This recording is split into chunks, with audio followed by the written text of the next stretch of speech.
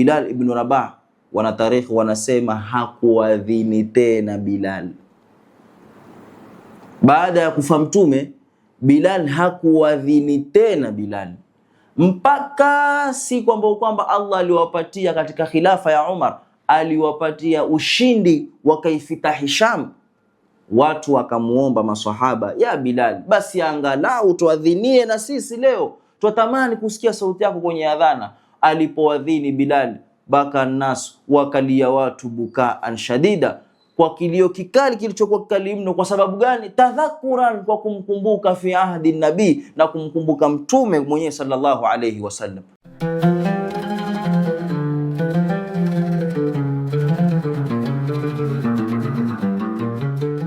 Assalamu alaykum wa rahmatullahi wa barakatuh. Alhamdulillah wassalatu wassalamu ala rasulillahi wa ala alihi wa sahbihi wa sallam. Rabbi shrah li sadri wa yassir li amri wahlul uqdatan min lisani yafqahu qawli wa ba'd. Baada ya kumshukuru Allah subhanahu wa ta'ala na vile vile kumswalia mtume wetu Muhammad sallallahu alayhi wasallam, tukiwa tena katika kufundishana somo letu la sira, bila kupoteza wakati, tulivyoweka ahadi kwa darasa iliyopita kuhusiana, baada ya kumzungumzia Khabbab ibn al-Arat, tunaunganisha darasa yetu na kumzungumzia vile vile sahaba wetu mtukufu Bilal ibn Rabah. Bilal ibn Rabah ni sahaba maarufu sana. Kwa kikubwa anachojulikana nacho ni kuwa huwa muadhinul awwal, nayo ni muadhin wa kwanza wa Mtume sallallahu alayhi wasallam, na alijulikana kwa sauti yake iliyokuwa nzuri, iliyokuwa bora, na ndio maarufu, watu wanamjua kuwa Bilal alikuwa ni muadhin. Leo tutataka tumsome kiundani kidogo, sio kumsoma kummaliza, lakini nina imani kwa hatu tutakaojifundisha leo tutajua ni umuhimu gani na fadhila gani alizokuwa nazo swahaba huyu, licha ya kuwa alikuwa yeye sio Mquraish, yeye sio Mwarabu, alikuwa Mhabesh. Na vipi alipata tabu katika Uislamu, alijisaidia kitu gani katika Uislamu, alichangia vipi katika Uislamu, fadhila zake tutaenda kuziangalia leo biidhnillahil karim. Bilal ibn Rabah asema, kana abdan habashiyan min awaili man aslam. Asema Bilal ibn Rabah alikuwa ni mtumwa wa Kihabeshi. Habash wakati huo hivi sasa tunaiita Ethiopia, na wakati huo ilikuwa inaitwa Habasha, ardhi ya Habasha. Ni wa kwanza katika walioslimu kutokamana na watumwa. Udhiba bishiddatin, aliadhibiwa kwa hali ya juu sana huyu sahaba Bilal ibn Rabah fi Makkah, katika mji wa Makkah. Jina lake Bilal ibn Rabah, na mama yake alikuwa akiitwa Hamama, na vile vile walikuwa Waarabu wakimuita huyu Bilal ibn Rabah, walikuwa wakimuita kwa jina Yabna Hamama, kwa sababu walikuwa na zile dharau na kejeli Makureish na kufari Makkah wakati ule, kwa kuwadharau watu weusi. Hadha huwa idhan, walikuwa wakimnasibisha kwa jina la mama yake wakati mwingine, hasa kumuita hivyo Bilal ibn Hamama. Wa kana minas sabiqin alawwalin alladhina amanu bilislami sirran, na alikuwa katika wale ambao kwamba walitangulia kuslimu, lakini kuslimu kwao hakukuwa kwa waziwazi, kwa sababu hawakuwa na watu ambao kwamba wanawapatia difaa, hawakuwa na watu ambao kwamba wanawatetea. Kwa hivyo Bilal ikamlazimu yeye kuslimu kwa siri, kulingana na mateso na adhabu, na yeye hana mtu wa kumhami. Lakini alislimu, Uislamu wake ikawa anafanya ibada zake na kumwamini Mtume, lakini hadhihirishi, ilikuwa jambo hilo liko kwa siri. At-ta'dhibu was-sabr. Indama a'lana islamahu alania, wakati ambapo kwamba Bilal ibn Rabah alidhihirisha, akatangaza Uislamu wake waziwazi, kwa sababu imani ikakaa, mwisho akaona hapana, isiwe tabu, wacha sasa mimi nitumbue jipu. Akaamua Bilal ibn Rabah kufanya maamuzi yake ya mwisho, na akautangaza Uislamu wake ya kwamba yeye tayari ameshaslimu. Adhabahu sayyiduhu bishidda, alimuadhibu bwana wake, sayyidu wake, kwa adhabu kali mno, ambaye kwamba si mwingine ni kafiru rasul kufar Umayya bin Halaf, ibn Khalaf huyu kiongozi Umayya, naye alikuwa katika bani inaitwa kabila la Bani Jumah, alikuwa ni Sayyid Jumah huyu Umayya ibn Khalaf. Idhan akamwadhibu sana katika hali hiyo kwa kuadhabu kalikali tofauti tofauti, kuzomwa na watoto, kutupiwa mate, kuzungushwa mitaa mizima ile, kutembezwa, kila mtu kumzomea. Na katika adhabu alizompelekea alimwadhibu kwa mjeledi, kumlaza chini katika ardhi ya Makka. Inaofahamika ardhi kama ile kwa kukauka kwake na ardhi yake ilivyokuwa ngumu na mawe yake yalivyokuwa yamekauka kisawa sawa, kisha na desert ambayo kwamba inapatikaniwa Makka. Bilal ibn Rabah, leo lau wewe utatembea tu hapa kwetu, utembee hili jua la sasa hivi huku kwetu Kenya, ukitembea kwenye lami, chukua mfano wa lami au mchanga tu kule baharini, pengine saa 6 jua la waka kisawasawa, wallahi huvumilii muda mrefu kanyaga bila kiatu. Sasa jiulize ardhi ya Makka ilivyo na ugumu na shida zote, kisha na jua kali lilivyo, akalazwa chini Bilal ibn Rabah, apata mateso ya kuungua mgongo kwa kule kuchomekwa na ile ardhi. Pili, akawaiwa mpiga mijeledi, na mijeledi ya wakati ule ilikuwa ni mikia ya farasi, wakiitia ndani konde za tende zile, kisha akipigwa nayo Bilal ibn Rabah, akikatwa, na isitosha akamwekea mawe kwenye kifua chake. Subhanallah. Lakini angalia subra ya sahaba huyu, asema ya kwamba kana yathbutu ala imanihi, alikuwa amebakia thabit kwenye imani yake, wa yuraddidu, na huku akisema ahadun ahad, yani Allahu ahad. Wewe fanya utakavyofanya, lakini Allah ni mmoja, piga fanya kila kitu, lakini mimi nakwambia ndio nishaslimu na ndio nishakubali Uislamu. Ewe Umayya, fanya utakavyofanya, lakini mimi tayari nimeshaingia katika dini ya Muhammad, na naamini ya kwamba Allah ni mmoja, hakuna masuala ya kuabudu masanamu na ushirikina. Zilipokuwa adhabu zimemkolea mno, angalia subra ya sahaba huyu, mpaka ikafikia pahali Abu Bakar radhiyallahu anhu kwenda kumnunua. Raahu Abu Bakar as-Siddiqi yu'adhabu, alimwona Abu Bakar radhiyallahu anhu, alimwona huyu Bilal wakati akiteswa, mateso kweli, mateso yaliyokuwa hayana mfano. Fashtarahu min sayyidihi, akamnunua kutoka kwa bwana wake, bimaana akaenda kwa yule Umayya bin Khalaf, akaenda kutaka kununua Bilal ibn Rabah amwache huru. Wa ataka sayyidana Bilal, na akamwacha huru bwana wetu Bilal ibn Rabah. Kwa nini aliyafanya hayo? Ibtighaa wajhillah. Bilal Abu Bakar radhiyallahu anhu alitoa mali yake katika kumsoma sahaba huyu. Tutakuja kusoma wakati tazungumzia makhalifa waongofu. Alikuwa ni katika wale ambao kwamba yeye atumia sana mali zake, nguvu zake kuwatetea wanyonge na kuwasaidia madhaifa. Wakati mmoja Rasulullah sallallahu alayhi wasallam, Abu Bakar radhiyallahu anhu alitoa mali zake zote alizitoa kwa ajili ya vita. Umar radhiyallahu anhu akatoa nusu ya mali yake. Umar alisema, mimi nitaka kushindana naye huyu. Kwa sababu gani? Abu Bakar kila siku utushinda yeye, mimi nitafanya bidii nione msaada wake, leo nataka nivunje rekodi yake. Alipoulizwa na Mtume, Umar, umeleta nini? Asema, mimi ninakusanya nisfa mali, nimeleta nusu ya mali yangu. Na Abu Bakar alipoulizwa mbakisha nini, akaambia Allahu wa rasulu, nimembakisha Mtume, Allah na mtume wake. Umar alisalimu amri, asema mimi sina naye tena, basi bana. Kisha wakateremka malaika wamevaa kanzu, yeye Abu Bakar ameshonesha gunia ya. Asema Imam Ibn Kathir katika suratu Al-Layl, Allah sifu kule mwisho, illa ibtighaa wajhi rabbihil a'la wala sawfa yarda. Hizi aya zimeteremka kwa sababu ya Bilal ibn Rabah.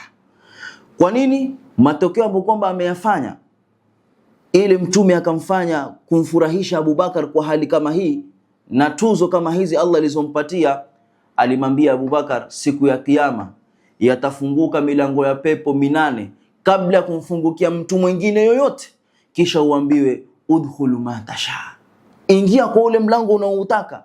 ingia Abubakar, umetaka mlango fulani huu, wewe ndio wa kwanza umepatiwa option hiyo na Allah subhanahu wa ta'ala. Abubakar kusikia hivyo akalia sana, kuambiwa ijaza kama hiyo na Allah subhanahu wa ta'ala, kuwa amepatiwa bishara ya kwamba atakuwa na hali kama hiyo. Hebu jiulize, mpaka milango, na si kwa yeye achague ile milango, kila mlango unamuita aje kwake. Huu ndo utukufu wa maswahaba. Kwa hivyo alitumia mali zake sana, hakujali umaskini, hakujali chochote, mpaka yafikia leo mtu yashonesha gunia. Je, sisi katika hali ya maisha yetu tumefikia mtu kushonesha gunia kwenye ikawa ndo nguo yake? Tumetoa sisi sadaka gani kiasi ya kuwa mtu upima sije nikafanya hivi? Na kwenye suratu Al-Isra asema Allah subhanahu wa ta'ala, wala tabsudha kulla albasti, lakini qala Mujahid asema ikiwa mtu anfaqa malahu kulla, ametoa mali yake yote, lakini li ajli llahi, huyo hajakuwa fakiri. Je, hivi sasa sisi leo, je, yapita siku, mwezi, mwaka, mtu hata kutoa sadaka ya shilingi 5 kwake ni uzito. Ndugu zangu Waislamu, turegeeni kwa Bilal ibn Rabah. Kisha asema aliachwa huru liwajhi llahi, kutaka tu radhi za Allah. Waqala Umar bin Khattab, Umar kuona kitendo kile cha Abubakar kuwa amemnunua Bilal ibn Rabah, akasema Abubakar huyu sayyiduna, ni bwana wetu, wa a'taqa sayyidana Bilal, na amemwacha huru bwana wetu Bilal. Baada ya hijra, sahaba kama huyu ikhtarahu nabii sallallahu alayhi wasallam liyakuna awwala, awe mtu wa kwanza kabisa muadhin wake fil islami, katika Uislamu, lijamali sauti, kwa uzuri wa sauti yake afwan, wa quwwati imanihi, na nguvu ya imani yake alikuwa na imani ya hadi ya juu, kwa sababu subra aliyovumilia katika mateso, alivyoteswa, na sauti yake pia Allah alimjalia, alikuwa na sauti nzuri. Fakana Bilal huyo mtume alimwappoint ya kwamba yeye atakuwa ni muadhin wake. Wakana khazin, na alikuwa vile vile ni mweka hazina Baitul Malil Muslimin, katika nyumba ya Baitul Malil Muslimin, ile nyumba ambayo kwamba ikusanywa mali za Waislamu zinakaa humo ndani. Iwapo itatokea yoyote mwenye shida, basi akimbilia Baitul Mal kusaidiwa. Kwa hivyo mweka wa hazina wa ile Baitul Malil Muslimin alikuwa si mwingine, mtume alimchagua Bilal ibn Rabah.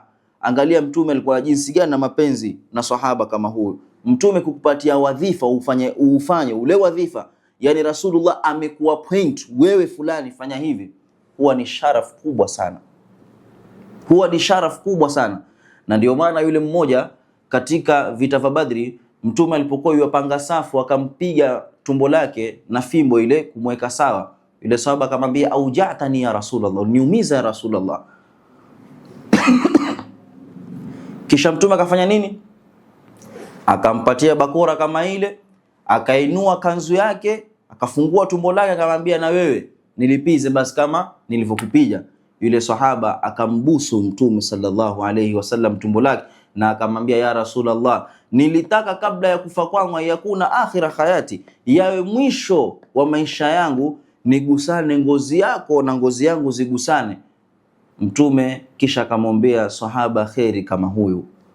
Angalia, hao ndo masahaba walivyokuwa wakiishi. Idhan mtume sallallahu alayhi wasallam, Muhammad nabiyuna, alimpatia wadhifa kama huo, ya kwanza ya kuwa ndio muadhin wake, na ya pili ya kuwa yeye ni mweka hazina ya Baitul Malil Muslimin. Kisha baada dhalika sahaba kama huyu alishuhudia vita vya Badri na vita vingi, na tunajua balaa lake kubwa alilolifanya katika vita vya Badri, ya kwamba sahaba huyu alimuua Umayyah bin Khalaf, alimuua bwana wake ambaye kwamba ni kafiri aliyemtesa sana wakati ule kabla hajanunuliwa kuwa ni mtu huru. Akamtesa huyu Umayyah bin Khalaf, na katika siku ya vita vya Badri Bilal ibn Rabah aliweza kumuua rasul kufari huyu Umayyah bin Khalaf, kamalizilia mbali. Idhan kuna matokeo vile vile tofauti tofauti ya huyu Bilal ibn Rabah kuoa kwake. Aliozeshwa binti ndugu yake Abdurrahman ibn Auf ambaye kwamba akiitwa Hala bintu Auf. Hala huyu ni mwanamke katika Bani Quraysh, ametoka katika Quraysh, mwanamke wa Quraysh ambaye kwamba ni kabila tukufu Makka, kabila ambalo kwamba Rasulullah sallallahu alaihi wasallam ametoka ndani yake, ni Mwarabu pure msafi, kisha wa mtu ambaye kwamba alikuwa ni mwenye cheo pia vile vile. Abdurrahman bin Auf alikuwa ni mtu mtegemewa, ni ngome katika ngome za wakati huo kabla hajaslimu. Kwa hivyo alikuwa ni mtu mkubwa sana, lakini hakujali uafrika wa Bilali, uhabeshi wa Bilali, akamuozesha dada yake Bilali. Leo sisi Waislamu mushkila wetu uko wapi? Lau kuoana, kuna baadhi ya posa zikienda waambua nyumba fulani, ukienda wajidanganya wewe, huwezi ozeshwa binti yao wewe. Hata ukaja idha atakum man tardawna dinahu wa khuluquhu fazawiju, hadithi hii haifanyi kazi kwao, hakuna hilo. Siku hizi kikubwa watu huangalia ni senti, lakini masuala ya imani na dini na nini tabia hao watu hayaangalii. Sasa mimi nakuuliza swali, wewe mzazi unayemfungia binti yako kuolewa na mtu ambaye kwamba sio wa kabila lake, mushkili uko hapa. Una utukufu gani? Je, binti yako au wewe mwenyewe una sharaf kushinda sharaf ya Abdurrahman bin Auf? Na vile vile huyo Mwafrika, kwa sababu yeye ni Bilal, angalia Bilal ibn Rabah Muhabesh, lakini aliozeshwa mtu wa kabila tukufu la Nabii sallallahu alaihi wasallam. Je, sisi leo tuna utukufu gani kuwashinda hao waliotutangulia? Na je, sisi tumeonja ladha ya utumwa kama alivyoonja Bilal? Kwa nini wakija watu kumtaka binti yako, huyu si kabila letu, hatumtaki bana, sisi tuozeshana wenyewe kwa wenyewe, sisi tuozeshana hivi? Hatukatai, dini nkupa ruhusa, lakini akija mtu yameridhiwa hayo mawili, muozeshe. Lakini ubinafsi, dini yetu imekuja kupiga vita ukabila, lakini sisi tuukaribisha ukabila. Leo kwa kuwa mtu hastahiki kazini sehemu fulani, lakini utamkubali kwa kuwa huyu ni brother yangu, huyu nani yangu, huyu nani yangu, ni family yangu, nitamweka pahali hata kama atastahiki, atatumia njia za batili kuingia pale ndani, ukamwacha anastahiki zaidi kwa sababu ya maslahi, kwa kuwa huyu ni mtu wangu. Hayo ndo matatizo ambayo kwamba tuko nayo leo. Kuajiriwa kazi kokote, haajiriwi mtu kwa sababu ye ni mutkin kwenye ile kazi akaajiriwa. Hapana, aajiriwa mtu kwa sababu huyu ni mtu wa kwetu, pesa zizunguke hapa hapa. Ndio lugha inayotumiwa, pesa izunguke hapa hapa, isiende kwa mtu wa mbali. Sasa kama mtu hastahiki hayo mambo ya kidunia, dini yetu imetuongoza muongozo huu, kwa nini tuyafanye haya? Muislamu atakaniwa uraki sana, jiangalie sana yale unaoyafanya. Wewe huna ubora, ukawa bora vipi na familia yako? Ukawa bora vipi na kabila lako? Uweze kushinda kabila la Kikureishi. Na akija mtu atakaye kuozesha kumwoa binti yako, usiangalie ya kwamba huyu ni hivi, huyu ni vile. La, angalia tabia zake, angalia dini yake. Na vijana hapa pia tuache unafiki. Unafiki ndio ukusudia, ikiwa mtu akaribia kwenda kuoa na pengine kuna nyumba fulani amesha target pale, sasa hujifanya mwezi mzima amekaa itikafu pale, yeye ndio mchaji Mungu mkubwa, hakuna kama yeye, kwa sababu ya lengo la sasa. Wewe hukuoa kwa sababu ulikuwa hukufanya ibada kwa sababu ulikuwa watu wafanya kwa ajili ya Allah. Wewe ulikuwa wafanya ili watu wakuone, na Mwenyezi Mungu ataenda kulipa hili. Na ndio maana baada ya mtu kama huyu kufanya udanganyifu kama huu, akishaozeshwa ndoa kama lile, tabia za mtu hudhihirika wakati huo. Al-khuluqu la yakhfa wa takhalluqu la yabqa. Mmoja katika walimu wangu alikuwa na msemo akiusema huo, kuwa tabia ya mtu haifichiki. Fanya utakavyofanya, lakini tabia yako haifichiki. Utajifanya wewe uko hivi lakini ule uhalisia wako, ile tabia yako itakuja kukumbua. Watakhalluqu, na kujifanyisha pia hakutobakia. Wewe ukijifanya mjanja lakini ujue mwisho wa kwisha kule kubakia kwako kutakuja kuumbuka, utachoka ile tabia kujifanyisha, na kuna siku tabia yako ya reality itaonekaniwa. Kwa hivyo ndugu zangu ni Waislamu, Tuyachukueni mafunzo kama hayo. Hii ni mawqif muhimu sana ya sisi mujtama wetu kuangalia katika ndoa kama hizi. Kwa hivyo ndugu zangu wa Islam, ninachowaambia ni kuwa tuweni makini katika masala hayo ya ndoa, kwa sababu huu ni mfano mwema na kiegezo chema cha kwamba Bilal ibn Rabah hakujaliwa kuwa yeye ni Mwafrika, na vile vile Hala bintu Auf hakuangaliwa kwa yeye ni Mwarabu, bali imani iliwatanganisha, iliweka pamoja, ikawatangamanisha na wakawa kitu kimoja. Hivi ndivyo maswahaba walikuwa wakiishi, na hii tabia ya kudharauliana ilikuwepo katika zama hizo za ujahilia. Kuna tukio moja la Bilal ibn Rabah lilitokea baina yake yeye na Abu Dharr, sahaba anayejulikana pia huyo maarufu Abu Dharr, ya kwamba haithu ayyara Abu Dharr Bilalan, ya kwamba huyu Abu Dharr alimwaibisha, alimpa nuksan Bilal ibn Rabah na kumwambia yabna sauda, ewe mtoto mweusi, ewe mtoto wa mama mweusi, ewe mtoto ambaye kwamba kiufupi amemtia aibu, akampa dosari ya rangi yake. Faghadhiba Bilalun, likamkasirisha hilo Bilal. Wa dhahaba ila nabii sallallahu alayhi wasallam, na akaenda kwa mtume sallallahu alayhi wasallam akamshtakia, ya Rasulullah, hakika ya Abu Dharr amenambia mimi yabna sauda. Faghadhiba nabii sallallahu alayhi wasallam, mtume akakasirika sana baada ya kusikia hiyo. Faqala kalaman ataba Abu Dharr qailan, alizungumza maneno ya kumchoma Abu Dharr na kumwambia mtume akamwambia Abu Dharr, innaka imruun, hakika yako wewe, fika jahiliyatun, wewe ndani yako kuna ujahilia. Bado wewe Abu Dharr una chembe chembe za ujahilia. Kwa nini kumwambia hivyo? Kwa maana amemtia dosari mwenzake, yale masuala ya ukabila na ubaguzi na rangi yalikuweko. Kwa hivyo baada ya kumwambia hivyo, mtume akasirika sana na kumkataza vikali huyu Abu Dharr na kumwambia, innaka imruun, hakika yako wewe bado fika jahilia, una mambo ya kijahilia wewe.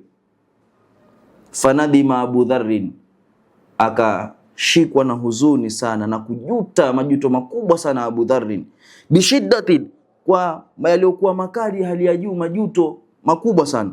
Wa wadaa khaddahu, na akaweka shavu lake, ala turabi, kwenye mchanga, qailan, akisema, li Bilalin, kumwambia Bilal, wallahi, hakika mimi naapa kwa Allah, la arfauha hatta tatau khaddi birijlika, mimi hakika yangu mimi sitainua shavu langu hili mpaka ulikanyage na mguu wako.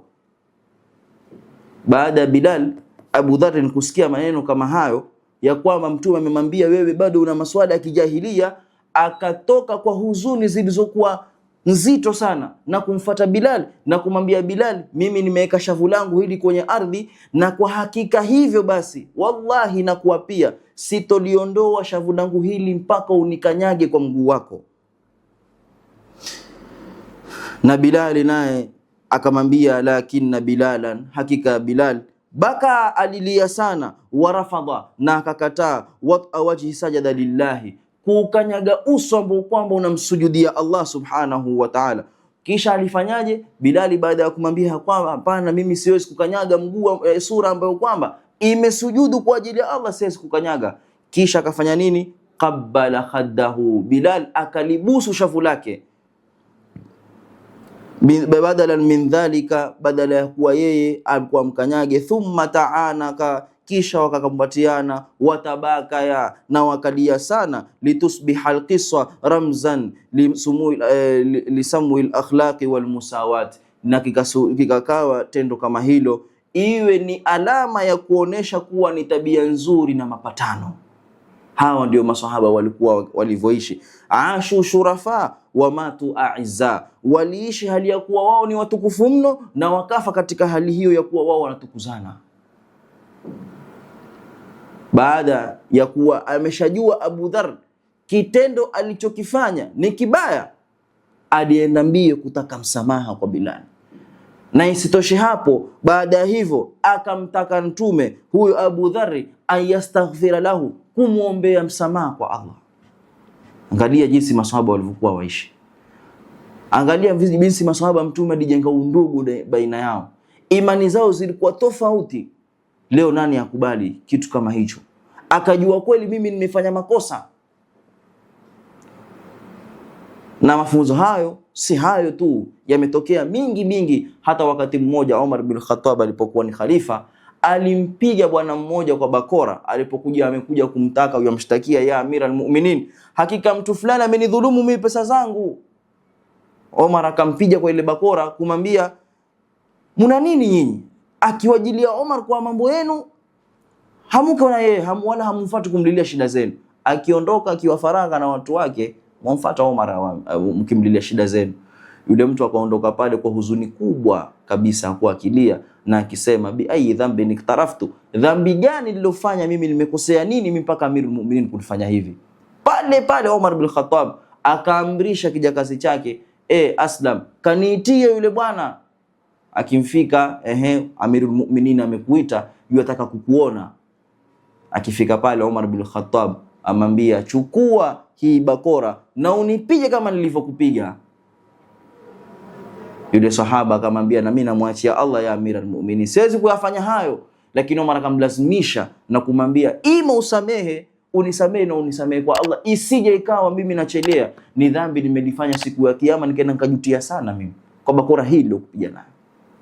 Na yule mtu akamsamehe Umar bin Khattab.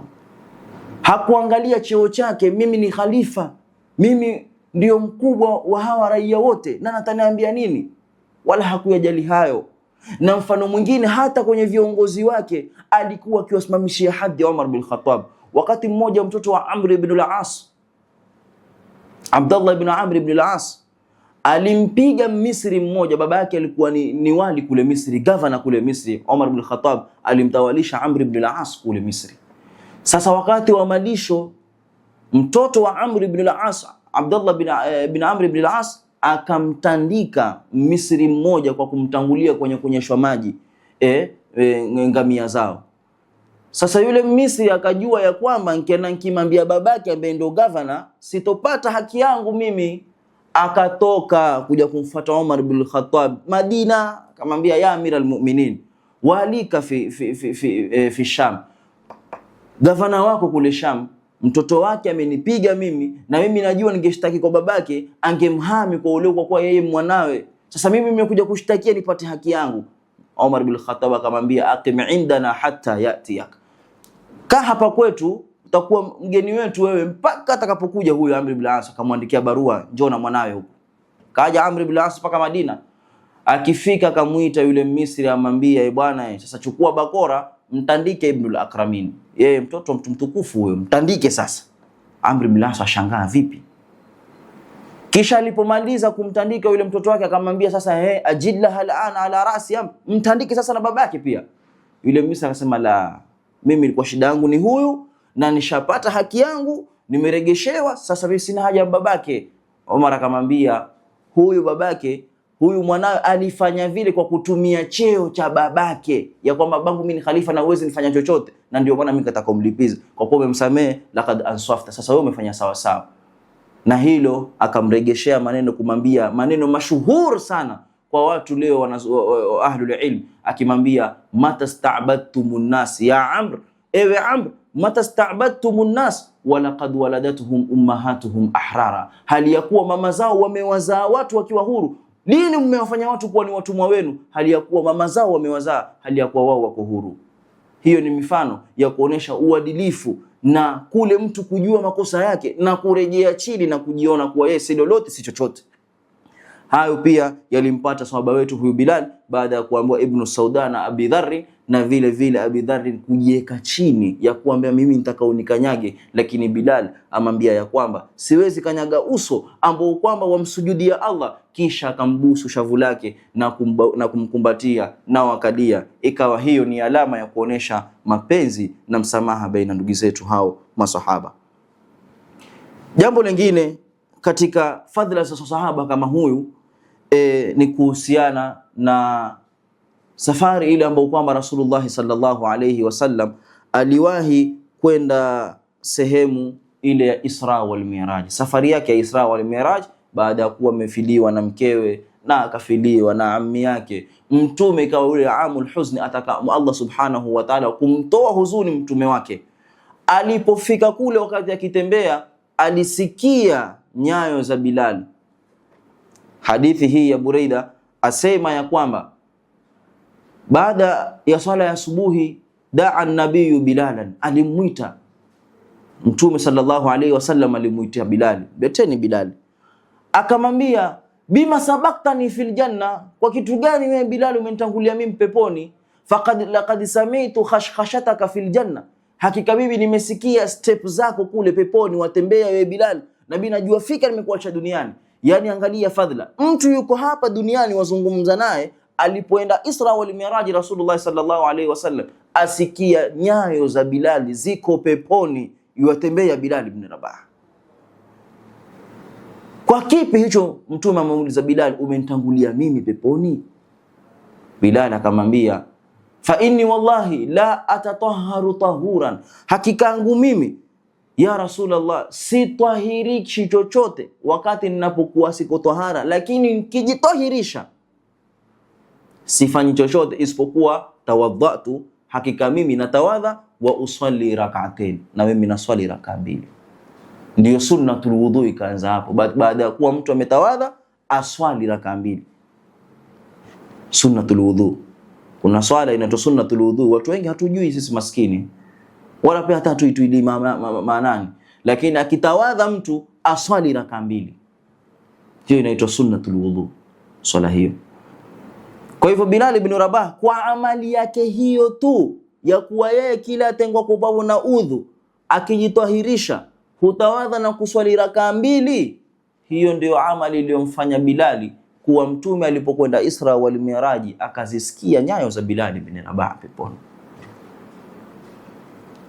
Angalia daraja na utukufu. Kisha Mtume akasema as-sabiqun, wenye kutangulia sisi, bimaana wale wenye kutangulia sisi katika janna ni watu wanne.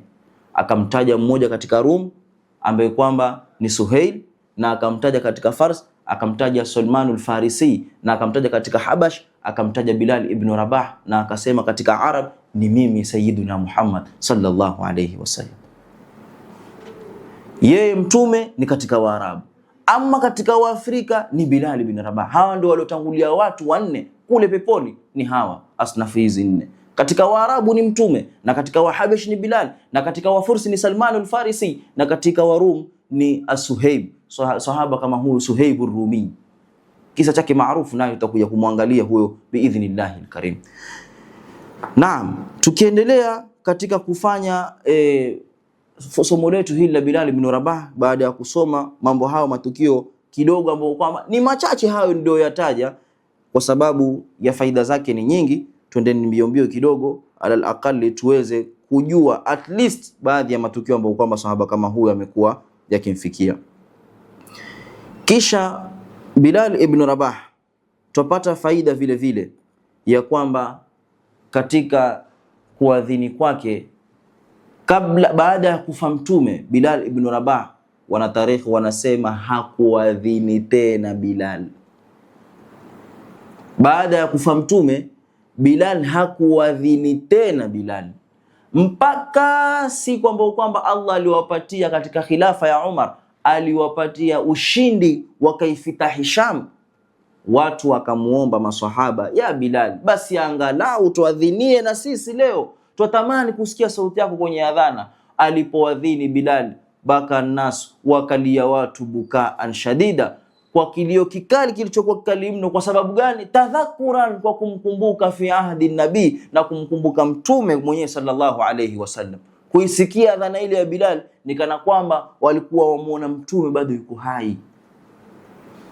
Kwa hivyo siku hiyo ikawa Sham nzima ni kilio tu kwa kumkumbuka Rasulullah sallallahu alayhi wasallam. Hayo ndio mapenzi ya kweli walikuwa nao hawa maswahaba.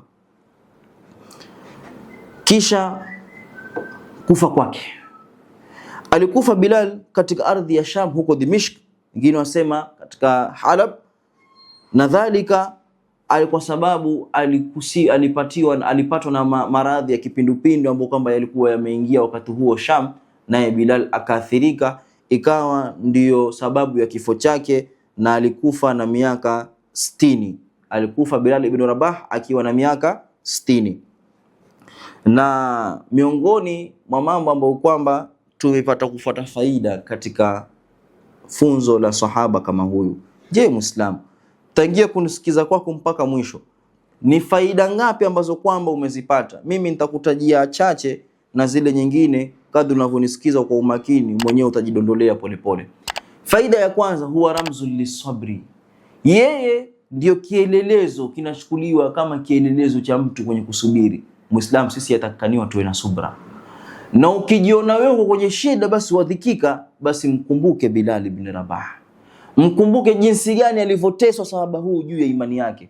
Leo Waislamu wangapi katika mashekhe, wangapi katika maduat, mitihani tuliokuwa nayo sisi, wallahi wa billahi wa tallahi, na wapia kama mashekhe hawangekuwa wana subra, wengi katika mashekhe wameacha dawa. Wengi katika mashekhe wameacha dawa. Kwa sababu gani? Mathalan, mwalimu wa madrasa. Leo ukimwangalia mwalimu wa madrasa, lau utampiga mtoto fimbo moja mbili ikamchoresha alama, kwa bahati mbaya, si kuwa umekusudia kumshindilia yule mtoto, maana kuna walimu wengine na hushindilia tena ile mingoto ya kimataifa. Sasa hala umemgusa, bahati mbaya fimbo ile ikapita kama nkikoto, basi wallahi mtoto kama yule atapigwa na mapicha, atumiwe na ustadhi. Sasa kama mwenye madrasa, mudiri, nani afuate? Angalia mwalimu anavyotandika watoto hapa. Kwa bahati mbaya mzazi yule akose na subra haswa, ile ni ushahidi ameweka, utapelekwa na shimo la tewa. Kakae wewe mwalimu. Haya ndo madhara walimu madrasa wanaopata. Lakini kama ingekuwa wajua fadhila za sahaba kama huu, na dini hii haikufika hivi bure bure, usingelitaka hilo. Na ndio maana wazee wetu wa zamani walikuwa hawajali kama wewe ustadhi akwambia fanya utakavyo, ili mradi tu mwanangu aijue dini. Mimi hukapiga taswira, je, hii dini yetu kwa jinsi tunavyokuwa hivi sasa na elimu za madaris zinavyokwenda hivi sasa, baada ya miaka 50 kutakuwa vipi hii? Hii dini itakuwa iko wapi? Kama hali hii tunavyo hivi sasa, miaka hii tuona hivi. Piga taswira yako miaka 30, 40, 50. Huu Uislamu kama mashekhe wa sampuli hiyo, wa mzazi kuja na maskari kuja kumdhalilisha mwalimu, dini yetu tunaenda wapi sisi ndugu zangu wa Uislamu? Tunaenda wapi? Wewe unataka kumlea vipi mtoto wako? Huu Uislamu haukuja kwa njia tu za ubwete, haukuokotwa. Na ndio maana Allah wajaze subra walimu wetu, wanafanya subra sana kwenye hilo jambo. Kuja mzazi amtukane mwalimu mbele ya wanafunzi, haya ni mambo hayalingani kabisa, mambo yasiyofaa, yavunja heshima. Na kwa bahati mbaya mzazi utakuja kukutana na mwalimu mwingine subra zake nazo kama size ya kifiniko cha soda. Ukifanya hivi naka kuregeshea vile. Ukitaka kuingia naye mwilini naka kuingia mwilini. Sasa mmejenga, mmeharibu. Lakini chanzo ni wewe mzazi. Uletewapo habari, kaa makini kwanza, fuatilia jambo, kuwa na subra. Kisha ukaona kweli pengine makosa anao mwalimu, muite mwalimu kando, mwalimu kuna 1 2 ustadhi hivi 3 4. Si kwenda kumfedhehesha na nini, wavunja ile haiba yule mwalimu kutaka kumfundisha tena yule mwanao. Kisha watarajia ingie darasani mwalimu yule yule kwa moyo msafi amfundishe tena. Haya ni makosa sisi tuyafanya ndugu zangu.